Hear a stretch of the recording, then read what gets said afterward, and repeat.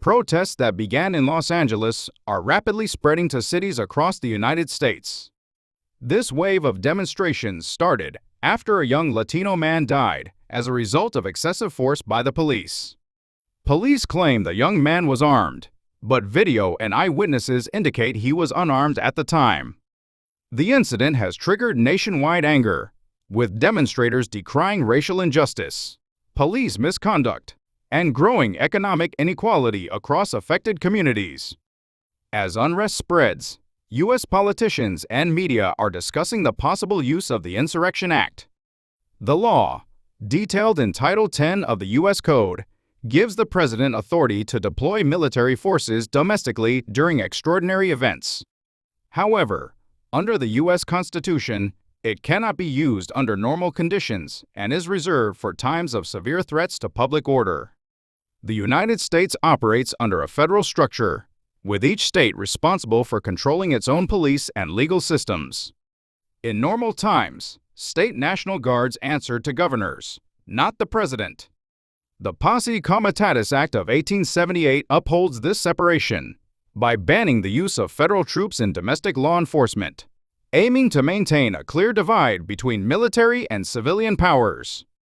However, when the Insurrection Act is activated, the president can deploy federal troops domestically and take control of the state National Guard without the governor's consent. Since this law temporarily shifts the balance of power between federal and state governments, it is a highly sensitive political decision. One of the most well-known historical examples of the Insurrection Act being invoked is the 1992 Los Angeles riots. The incident began when a black driver, Rodney King, was brutally beaten by 4 white police officers.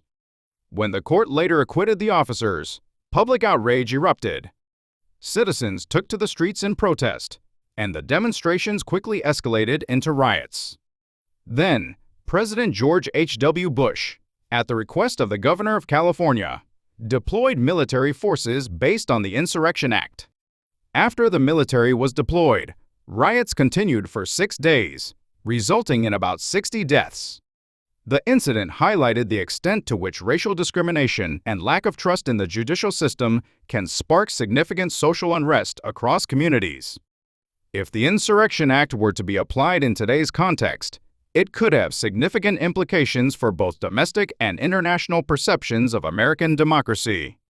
Using military force against civilian protests may undermine global trust in the United States' commitment to freedom and human rights. That is why the Insurrection Act, while a legal instrument, also carries deep symbolic weight. Maintaining order is important, but it must not come at the expense of constitutional values and the rights of citizens. The controversy over the Insurrection Act raises a key issue. How will the United States address unrest while upholding democracy?